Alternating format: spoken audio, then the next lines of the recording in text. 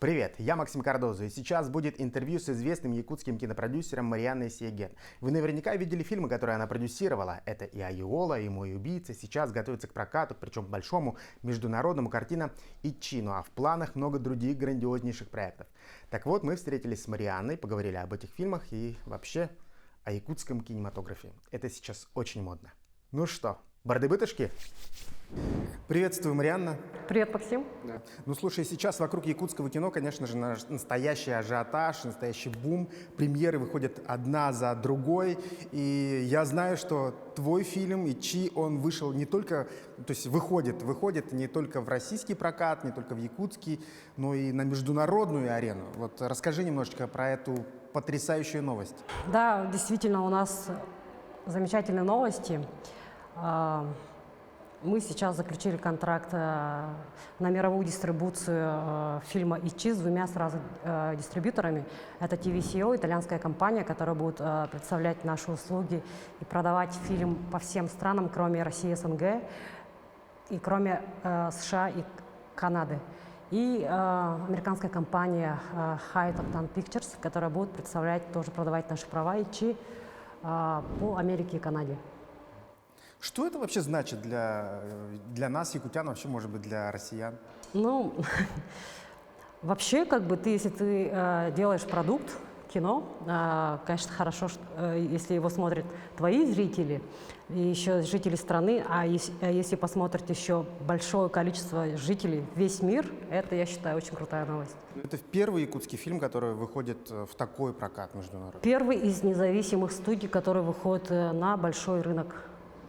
До этого выходил «Чингисхан», но это большие деньги, и это государственное кино. Да. Вот расскажи, где тогда можно будет посмотреть? Это будет кино или какой-то стриминг? В зависимости от страны, от того, какие будут потребности, в каких-то странах будет кинотеатральный показ, но точно могу сказать, что онлайн-стримингах и телевидениях везде будут показываться, в том числе и на кабельных каналах, и на спутниковых каналах, и на авиасамолетах. То есть вообще на всех площадках, на всех платформах, где можно будет посмотреть кино, можно будет увидеть «Ичи». Да, в том числе и в стримингах очень много возможностей показать фильм, продемонстрировать, и мы пользуемся всеми этими привилегиями. Ну, слушай, звучит действительно классно. А что привлекает иностранцев в этом фильме? Вот почему такой интерес? Сам «Ичи» — это очень сложный проект для меня лично, который дал мне огромнейший опыт. Он дался нам очень тяжело. Сам бюджет фильма 26 миллионов рублей. На этот фильм именно целенаправленно после «Мой убийца» мы привлекли, получается, приглашенных специалистов извне республики. С Москвы, с Петербурга. Также приглашена актриса российская Марина Васильева. И это такой вот целенаправленно подготовленный продукт для российского кино, который оказался качественным, что на него обратили внимание иностранные дистрибьюторы. Ну, если вот еще говорить про фестиваль, он же уже прокатывался, у него уже есть фестивальная судьба, это Лиссабон, Испания, я понимаю, правильно, да? Сиджес, Испания, Австрия, Португалия и сейчас у нас Нидерланды, Амстердам. И уже есть первая реакция международных критиков. Вот на что они больше всего обращают внимание? В принципе, отзывы все отличные, в целом так звучит. Мы для себя открыли существование неизвестной страны. Вот. Про Республику Саха, вот так говорят. В принципе, очень восторжена работой режиссера Косаса Марсана.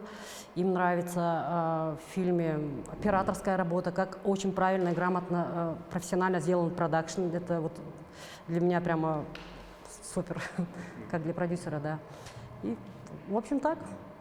Также у нас сейчас есть очень много предложений по данному фильму, но, думаю, в мере поступления новостей мы будем публиковать об этом, дальше участвовать на фестивалях. Из-за пандемии, кстати, отсеялись прямо 6 фестивалей американских, потому что они все объединились и стали показывать через стриминг Apple TV. А мы до заключения контракта, естественно, не могли себе позволить из-за боязни утечки материалы, конечно же. Ты будешь впервые работать с иностранными дистрибьюторами? Мало кто знает, может, из узкого круга кинематографистов, что фильм «Мой убийца» продается на Amazon Prime. Он давно очень неплохими отзывами успешно продается, но именно по всем правам, конечно же, да, я буду впервые. В чем самая сложность продвижения вот такого продукта на мировой рынок? Самое главное, для того, чтобы тебя обратили внимание, заметили, это твой продукт должен быть исключительно качественным. Не в плане только вот технической характеристики, но и внутренняя составляющая драматургии фильма, она должна быть отвечающим нынешним тенденциям и фильмам. Очень много фильмов выпускается, огромное количество мы потребляем по всяким стримингам. Благодаря пандемии это стало очень доступно, то есть это уже как вошло в нашу жизнь, и так как зритель не только якутский, российский, но и мировой, он очень искушенный. Попасть в эту именно категорию надо просто очень грамотно разработать проект. Ну и как ты его разрабатывала? На участиях в международных кинорынках, это Берлинале, в прошлом году как раз-таки там состоялась маркет-премьера фильма «Ичи», и где мы, в общем-то, выставлялись со своим стендом «Ардайду» и продвигали свои фильмы. Там, естественно, у нас было очень большое количество наработок, связей. В общем-то, так и продвигаются фильмы. Если у тебя есть продукты, ты можешь выставляться, продавать, переговаривать, общаться с людьми. И дальше уже, как говорится, как ты заинтересуешь и как твой продукт заинтересует. То есть ты просто поехала на Берлинале, поставила свой стенд, и сразу пришли люди, которые заинтересовались? Нет, я бы сказала, что наша команда «Ардайду» — это вот замечательные мои ребята, продюсеры. Мы перед тем, как поехать, естественно, мы вступали в переписку, приглашали на наш стенд, увлекали как-то так. Сделали очень грамотный стенд, где одна сторона полностью рассказывала про Якутию. Что вообще такое Якутия? Например, у меня было 108 наработок, 108 встреч на Берлинале. Из этих людей, наверное, только двое знали, что такое Якутия. Это, знаешь, это выходцы из, точнее, СНГ, это Азербайджан и Грузия. Все, больше никто не знал, что такое Якутия. Это было очень волнительно для нас, как говорится. Вот. И также мы участвовали на American Film Market. В прошлом году он прошел онлайн. Это для всех нас, кинематографистов, это было как-то вот очень странно, потому что впервые такое происходит. Ты играл когда-нибудь игру Sims? Ну да. Вот почти то же самое было. Но это было очень увлекательно. И вот благодаря американскому кинорынку у нас появился американский дистрибьютор. А по всему миру, например, мы целый год переговаривали с TVCO, замечательной итальянской компанией, которая имеет очень большой стаж и хорошую репутацию. Давай немножко расскажем про фильм «Ичи». Вкратце вообще, что это за история? Это мистический триллер, фильм ужасов. Режиссером выступил Косtas Марсан. Это крутое, стильное, классное кино, которое надо смотреть. Ну, я так понимаю, это потусторонние силы какие-то, это... Спойлеры, да? Спойлер, реально. Так это у вас написано в этом, везде. Ну, это затравка, понимаешь, синопсис, либо хоть логлайн какой-нибудь маленький, он может написан как угодно. Ну, тут ты придешь на премьеру, посмотришь, и потом мы у тебя возьмем интервью. Хорошо. Отлично. Ты уже сказала, что производство было сложным для тебя, и действительно, фильм идет до кинотеатров 2 года, да, получается? Больше, потому что, во-первых, мы снимали в 2017 году, и в 2018 году у нас были досъемы здесь, в Москве. Кстати, мы снимали с классной компанией Aquafilm Pro во главе Григорием Яблочниковым. Это просто человек-легенда, как Кусто. Все кинематографисты России знают, что только эта команда снимает подводные съемки, суперсложные. Вот, и получается, мы 2 года снимали, еще год у нас ушел на поиски денег, некоторые сделки сорвались. Дальше мы уже по фестивальной линии ждали год, и год у нас пропал из-за коронавируса. Но, тем не менее, кино актуально, кино интересно. Как ты думаешь, все-таки фильмы стоит выпускать сразу, как они были сняты, или есть возможность посмотреть по-другому, например, через год на это? Нет, некоторые фильмы очень долго монтируются, то есть процесс подготовительный может занять, ну, у нас в среднем занимает полгода минимум. Если, например, есть возможность, люди подготовкой занимаются год. Очень важно в кино подготовительный период. Если ты очень хорошо, грамотно расписал КПП, календарно-постановочный план, то есть каждый день у тебя определен, то у тебя все пойдет как по маслу. У нас было где-то 27 смен. вместе с московским досъемом. И я считаю, что, в принципе, мы справились за это время. У нас была команда профессионалов. Например, в этом фильме «Ичи» впервые для истории якутского кино привлечен профессиональный гафер. Человек, который ставит свет. Понимаешь? А до этого что, просто самостоятельно, что ли, так? Ну, до этого сами операторы ставили. Мы то же самое делали на «Мой убийца», например. К этому фильму мы подошли уже очень подготовленно, очень серьезно. Вот. И команда «Богдан и бригада», она возглавила департамент вот, именно осветителей. И ребята, которые там, у наших ребят, специалистов, проходили практику на Харканат, на следующем проекте уже, получается, возглавили те или иные департаменты. Вот. Ну и примечательно в ВИЧИ в том, что постпродакшн мы полностью сделали здесь, в Москве и в Петербурге. Это «Космосфильм». Красились там. Сборка и техническое сопровождение тоже «Космосфильм». Музыка тоже. И звуковой дизайн полностью на студии «Тонваген». «Тонваген» — это крутая команда. Наверное, они номер один по эффектам в России. Я с ними давно работаю. Потрясающие ребята.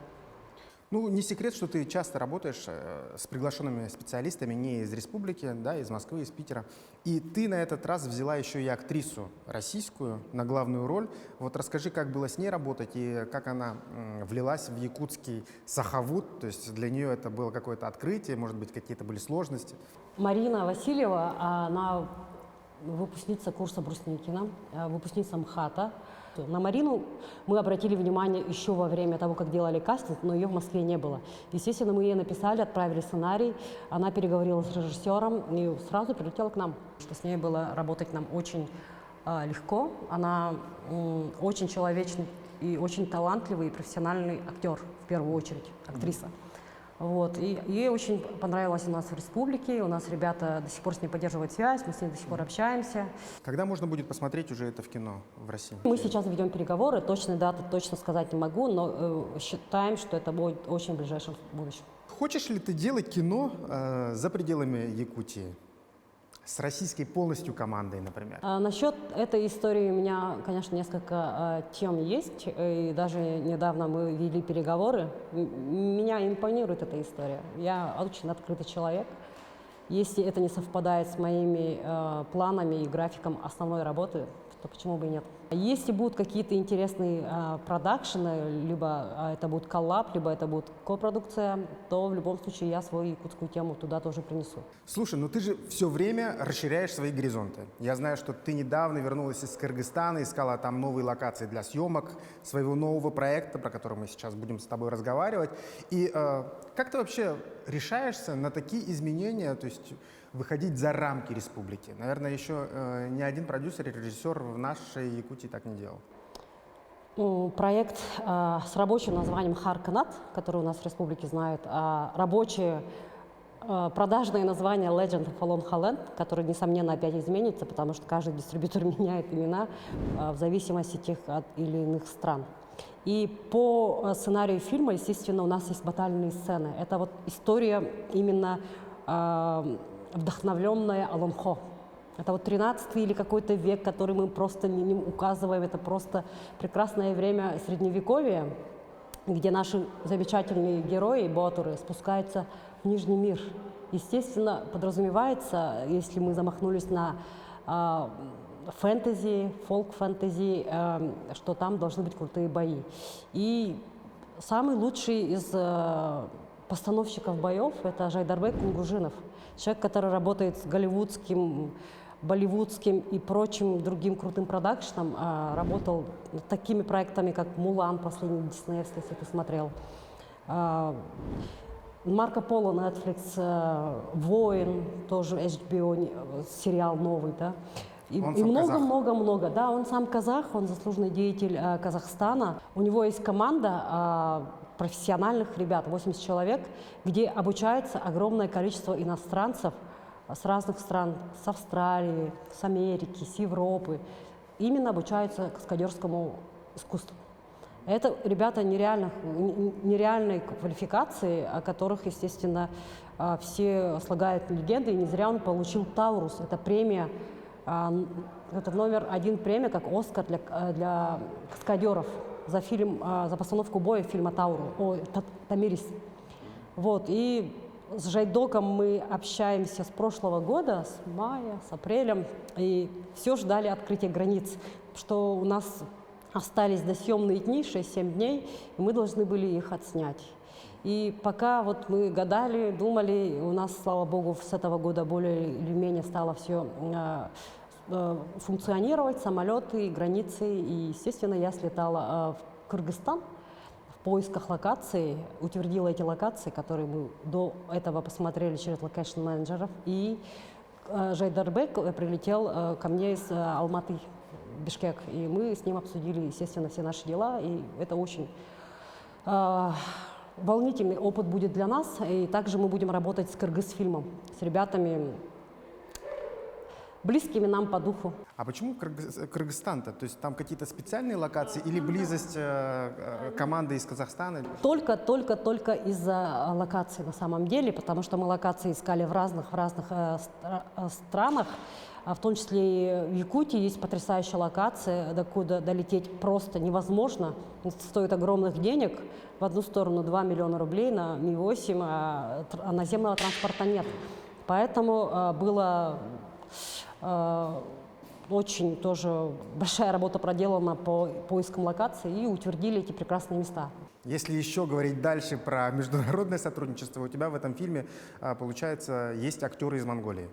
Да, ребята из Монголии и один казахстанский топовый актер. Тоже об этом узнаете в свое время.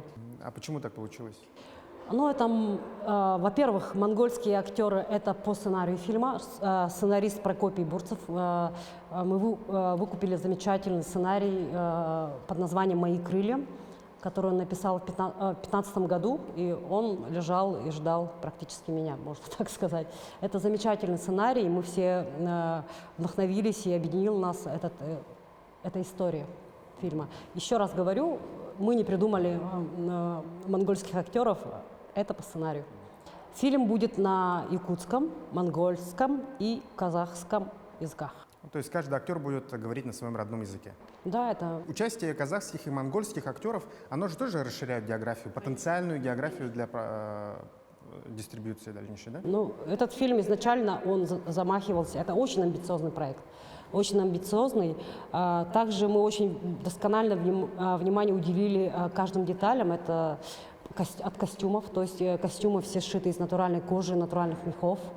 Разработаны эскизы 6-7 художниками по костюмам. И эти маленькие детали, которые выполнены точно и очень качественно, они, естественно, дают все шансы быть услышанным и увиденным. Почему вы взяли за основу 13 век? Нет, 13 век, смотри, 13 век это просто примерно. На самом деле цифр не будет. Я просто, когда готовился к интервью, прочитал тех людей, которые занимались подготовкой реквизита, костюмов, декораций.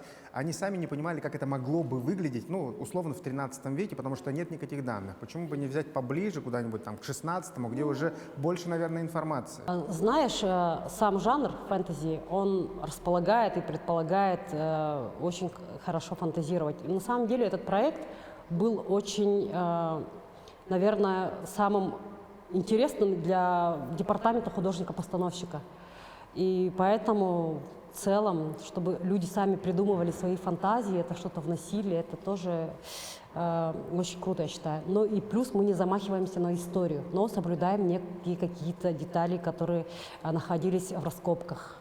Если мы говорим про команду теперь, да, то это настоящий у тебя girls power. Прямо вообще. То есть генеральный продюсер, да, ты женщина-режиссер, дебютантка, режиссерка, как сейчас модно говорить. А это Тимофеева, да. Да.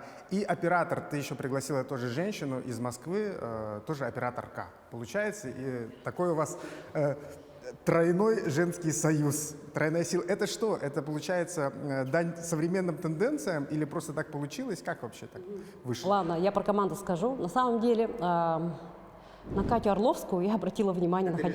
Это оператор, да. Обратила внимание, находясь еще в Москве. Она снимала тогдашний фильм Эллы Манджиевой «Сарва Мангалам», сейчас с новым названием «Бакши». Они ездили к Далай-Ламе, в Америку. Я просто увидела работу ее, я сказала, что хочу с ней работать. И, в общем, так и получилось. Катя приехала, и это не специально, вот хотела сказать. Насчет Кати я просто была так поражена и впечатлена ее работой, что я ее сразу пригласила.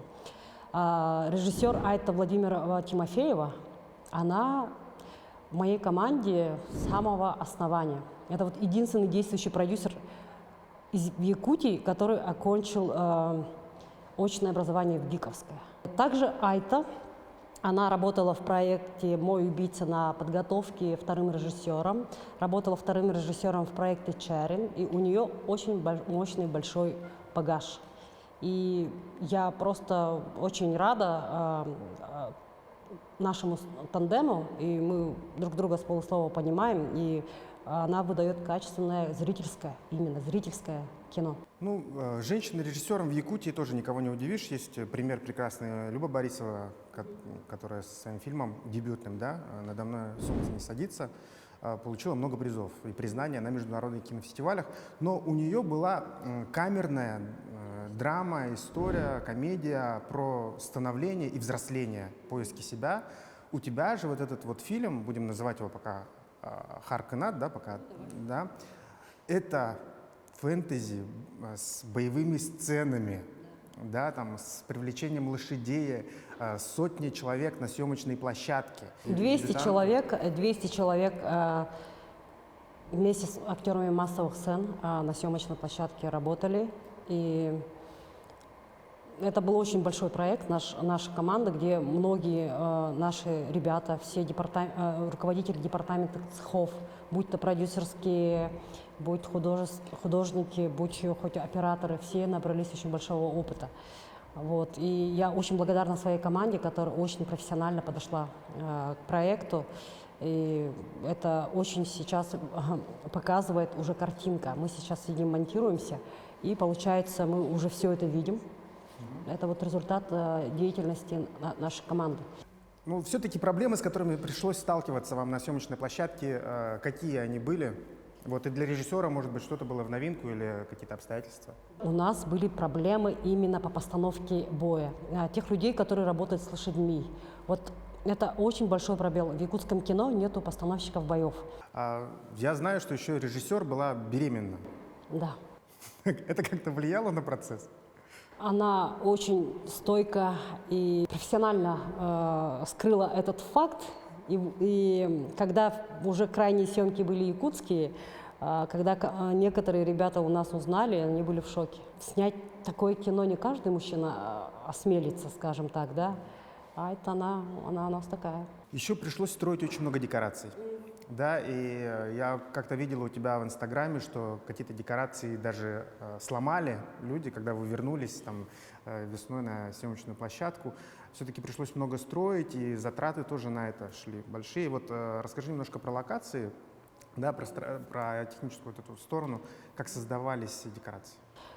Декорации мы строили где Владимировка с разрешения хатасского наследия главы. Потом дальше у меня была такая идея, что это мы могли, эти декорации можно было потом использовать, оставить народу. Бывают такие, ты знаешь, ездишь по всему миру, что есть такие центры культурные под открытым небом, где можно просто ходить, смотреть. Деревня хоббитов, да? Ну, типа того, да.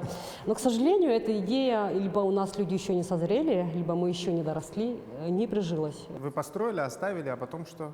Вандалы немного, конечно, да, пошатали. Вскрыли замки, вскрыли там, в общем, такие какие-то мелкие вещи. Естественно, мы потом, когда досняли, мы все убрали. И все декорации, естественно, были разрушены, к сожалению. Ну, и мы хотя бы эти декорации, стройматериалы мы отдали на топку нуждающимся семьям. Вы же использовали и животных, лошадей при съемках. Вот расскажи про работу именно с ними. Сам фильм предполагал, что транспортом, передвижение наших героев, естественно, это лошадь. Мы столкнулись с нереальной проблемой. Мы хотели использовать якутскую породу лошадей, но, как оказалось, в ближайших наслегах, лусах их практически не осталось, ездовых. Их очень мало. И много якутских лошадей на севере, если, дай бог не соврать, Уснера и Микон. Была проделана большая работа нашим реквизитором по животным Лидой Суздаловой. Она просто неимоверную работу сделала, всех обошла, всех нашла, у нас были хорошие лошади. И мы поэтому вышли на жокеев, которые работают профессионально. Но все-таки это отдельная тема. Кино, каскадер кино и жокей — это совсем другое. Во-первых, жокеи, либо спортсмены, которые занимаются с лошадьми, они другие. Кинокаскадеры — это совсем другая профессия. То есть человек берет на себя полностью ответственность, он знает, как работает съемочная команда, как сказали мотор, он как актер, он как неизменный элемент состава нашей команды съемочного. Вот. И если мы сейчас с тобой расширим тему про каскадеров, я готова. То есть, жокей смотрит в камеру вот так вот, да? Если смотрит. Ну, как бы имеется в виду, наши жокеи были, они, конечно же, потом поняли, что надо сидеть с плейбеком, смотреть, либо же там находиться, страховать. Это приходит все со временем. Но надо, чтобы это были специалисты супер подготовленные. Я знаю, что Art-Daydo объявили кастинг для всех желающих бесплатно пройти курсы каскадеров. Да, это именно было связано с тем, что у нас не хватает таких специалистов? Это, да, наболевшее, знаете, в целом вот эта работа постановщика экшн-сцен, каскадера, она свободная. Это полностью свободная ниша в республике у нас. Так как у нас идет кинобум, якутскому кино очень мало лет, больше 20, можно сказать, что эти ребята, которых мы отберем, могут возглавить свою школу в будущем, которая может стать такой же известной, как у Намат Станцева, как у Жайдока Кунгжинова. Я думаю, это просто прекрасная возможность для детей, которые хотят связать свою жизнь с кинематографом и работать с животными, и ставить бои. Это просто нереально круто. Сейчас многие ребята из нашей команды и другие говорят, почему такие возрастные ограничения от 19 до 23. Мы бы пошли, мы занимались там спортом, занимаемся. Но, к сожалению, требования это от приглашающей стороны Намат Станц. Мы все время говорим про международную команду, да, есть актеры из Монголии, есть оператор, который не понимает по-якутски. Все-таки вот это вот многоязычие, оно создавало проблемы на съемочной площадке? Да нет, абсолютно. То есть все было вообще хорошо, вообще ничего, нет, не курился? Ты понимаешь, у нас уже был опыт работы с приглашенными специалистами. И наши ребята, я бы сказала, ну, как бы у нас языковых проблем никогда не было. Вот. Наши монгольские актеры очень хорошо говорят по-русски. Вот. И кыргызстанская команда, казахстанская команда, конечно, тоже владеет русским языком, поэтому нет проблем. Еще можешь рассказать какие-то интересные факты, которые были при съемках вот этого Харкнат? Я знаю, что там факелы все время жгли, там, я не знаю. Идея с факелами это Орловской Екатерины, так как фильм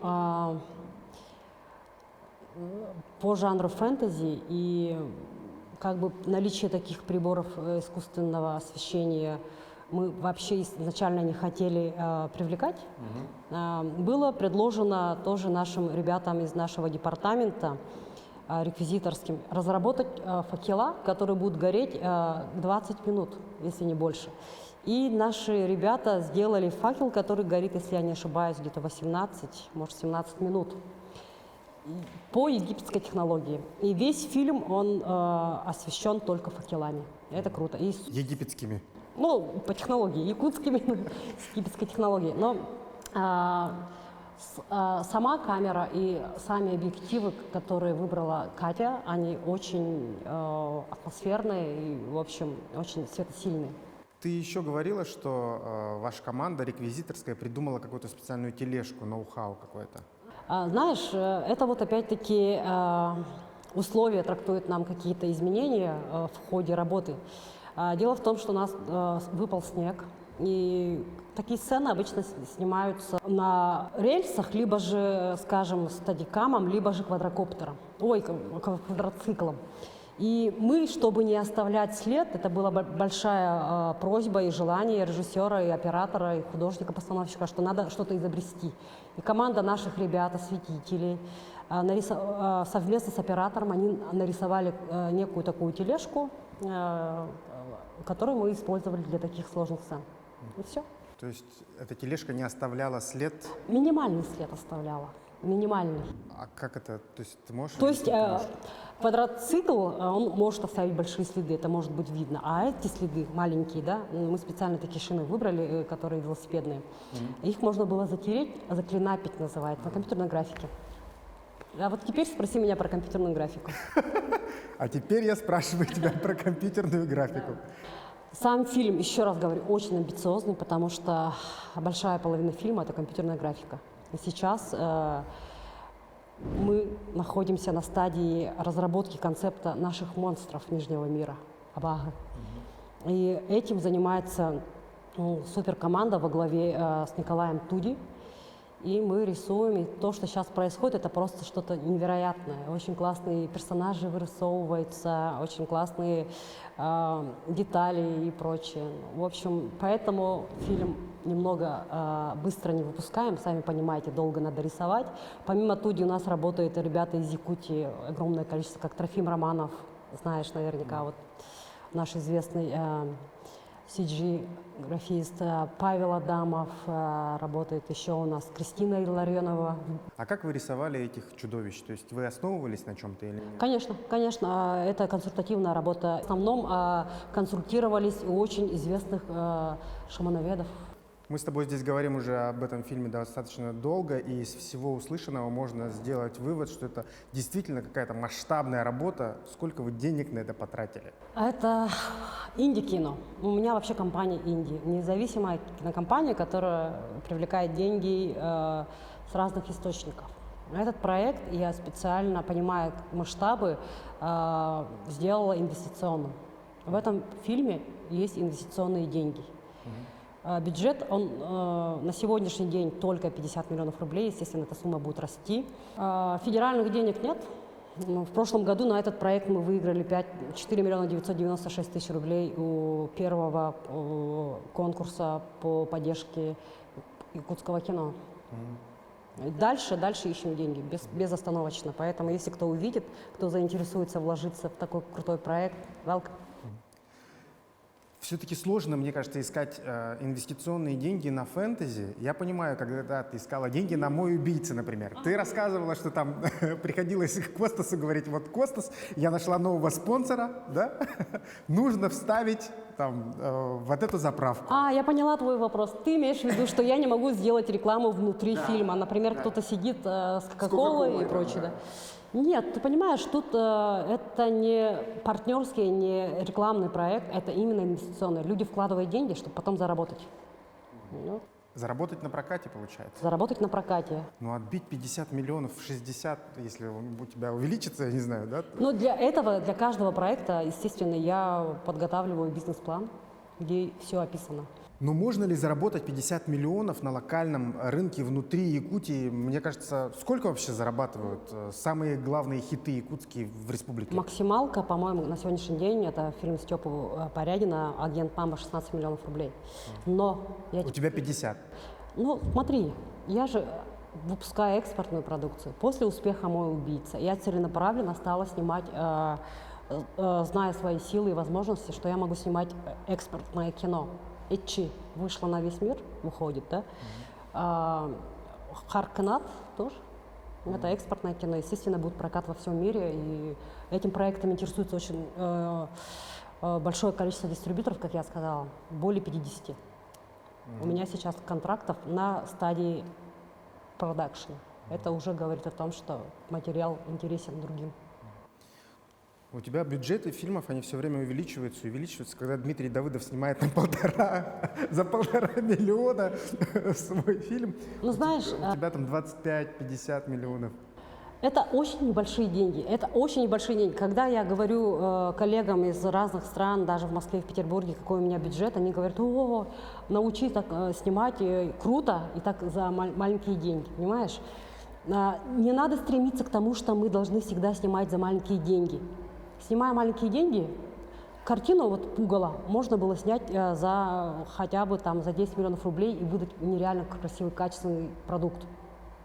Но я просто тебе скажу, что вот благодаря развитию, поддержке якутских кинематографистов Александр Сергеевич сделал указ по 80 миллионам рублей, и он выслушал нас, что мы хотим, чтобы развитие шло не в количественном масштабе, а в качественном. Поэтому на каждый фильм практически выиграли картины по 5 миллионов рублей. Я ожидаю, что будет действительно хорошая продукция у ребят, уже с привлечением хороших специалистов. Почему привлекаем? Потому что нету специалистов. Нету действительно специалистов хороших. Мы сами учимся, мы только начинаем находиться. Как я вот говорю кыргызским ребятам, сколько лет вашему кино? 42-го года. Представляешь, 42-го года. А якутскому кино 20 с чем-то лет. Я говорю, мы для вас подростки, дерзкие, смелые ребята. Они говорят, а мы пенсионеры. Ну, как ты понимаешь?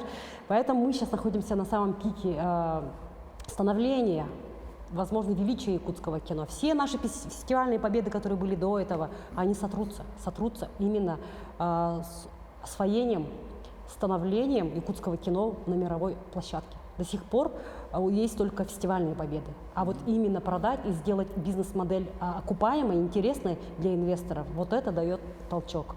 И для этого надо всегда привлекать ребят, студентов. Почему я работаю все время с будущим поколением? Нас не будет через 20-10 лет, понимаешь? Придет прекрасное поколение молодых талантливых ребят. Вот мой Марк ходит, все мои ребята, которые вот есть.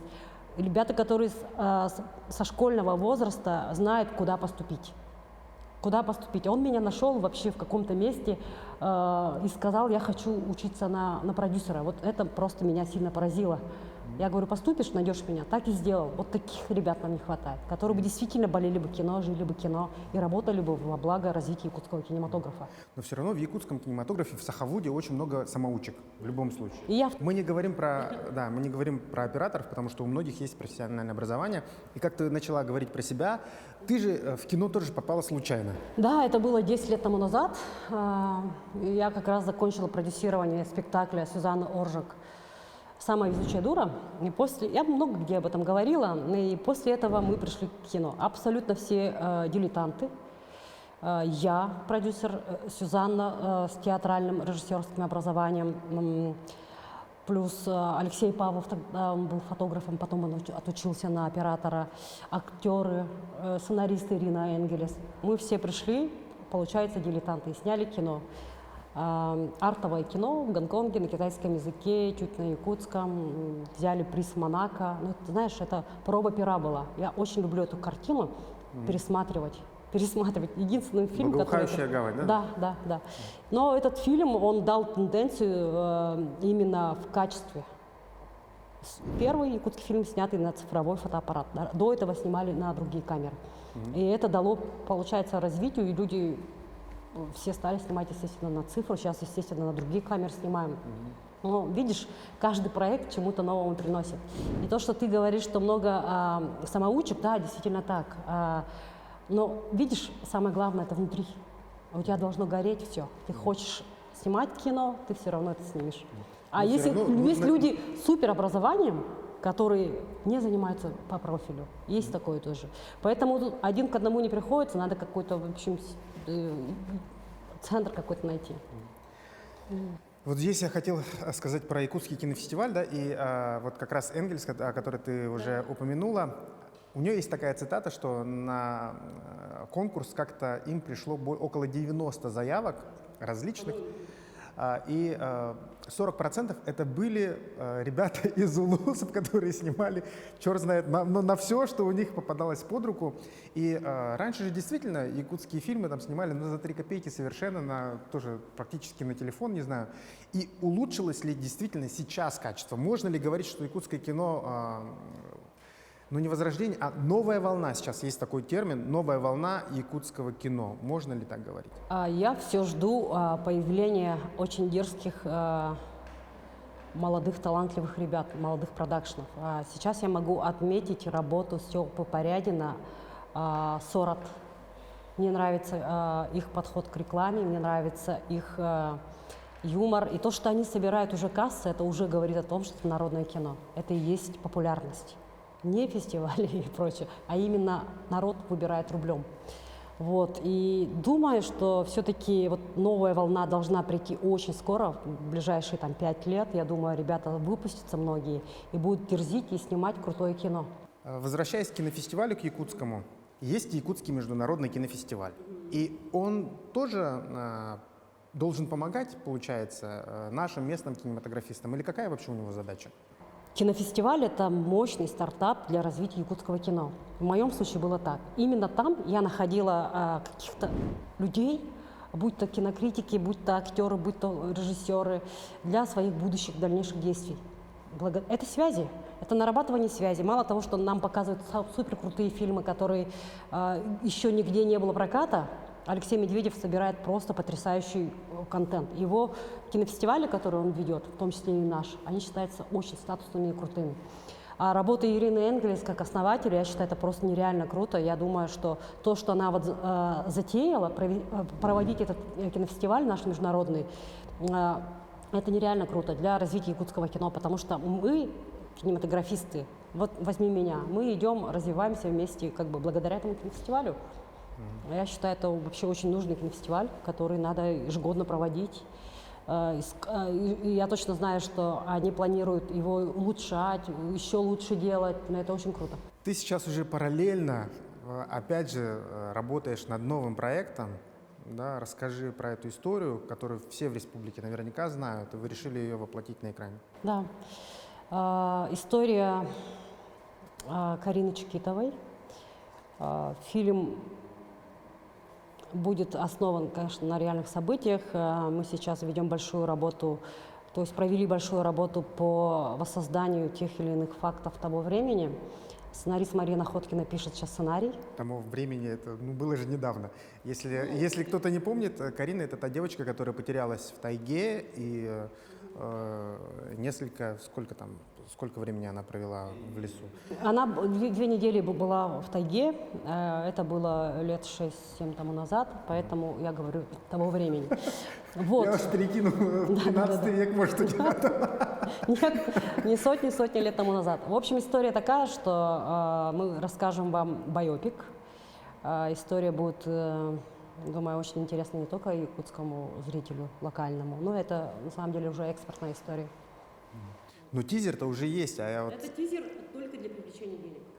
Только для привлечения денег. Многие не поняли, когда выйдет фильм. Да. Нет, ребята, когда деньги ищешь с трудом, ты правильно делать, сначала снимать тизер. Какая будет атмосфера фильма, что будет в этом фильме показано и прочие тому подобные детали. Это тизер был снят только для американского кинорынка.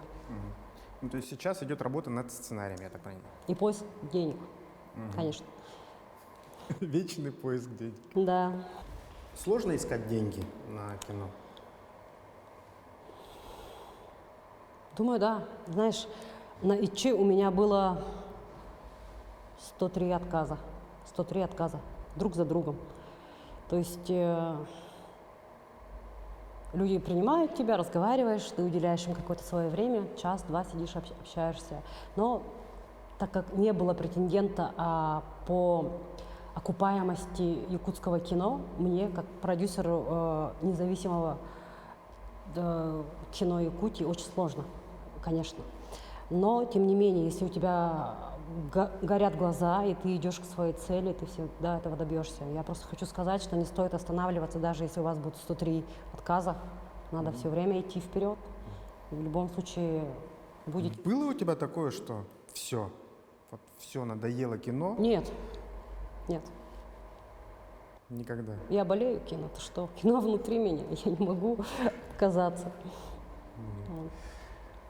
Ты очень много экспериментируешь вообще как продюсер, не останавливаешься на одном жанре, как это бывает очень часто, да, вы сняли и байопик Айола, и хоррор сейчас, Ичи, да, выходит. Это был детектив. Чи мистический триллер. Чи мистический триллер, окей, еще лучше. Был детектив, Мой убийца, фэнтези. Почему ты не останавливаешься? Я поняла. Я думаю, что у меня же коммерческое продюсерское кино. И я не думаю себя как-то ограничивать, снимать только один жанр. Мне нравится экспериментировать. Байопик тот же Айола и Карина — это практически вот один жанр, да. Плюс фэнтези и прочее, ну, мне просто действительно очень интересно работать в этом жанре. Я точно могу сказать, что я не остановлюсь, и я буду дальше снимать фэнтези. Очень наша, господи, Аланхо наше само подразумевает развить этот жанр. Как еще не рассказывать благодаря технологиям и языком кинематографии? Я думаю, это просто классный жанр именно по развитию и по широкому рассказу нашего эпоса. А так, в принципе, сейчас почему фэнтези? Потому что появились хорошие специалисты, технологии ежегодно обновляются, ежемесячно даже, что это можно, действительно можно сделать. И Харканат — это вот первый проект, на котором мы сейчас все смотрим, проверяем на себе, работаем над этим проектом, и я думаю, это просто тоже очень интересный жанр. Я открыта ко всем жанрам, и хочу объявить, что мы открыли экспериментальный art-doc, то есть будем еще параллельно снимать документальные фильмы. Этим летом мы отсняли очень хороший фильм, вот недавно мы его сдали. Вот. Это направление. То есть документальное кино тоже интересно? Да, мне тоже интересно. Я сама была на площадке, на съемочной, это просто дико интересно. В конце, может быть, ты хочешь что-то сказать тем ребятам, которые хотят заниматься кино? Да, я хочу пригласить ребят, не бояться поступать на киноспециальности любые, будь то режиссер, продюсер, оператор, актеры. В якутском кино сейчас происходит самое интересное время, когда мы только заявляем о себе. И ребята могут оказаться просто очень полезными и войти в историю и иметь классную работу. Работа кинематографиста — это просто самая замечательная профессия. Спасибо, что пришла. Спасибо тебе.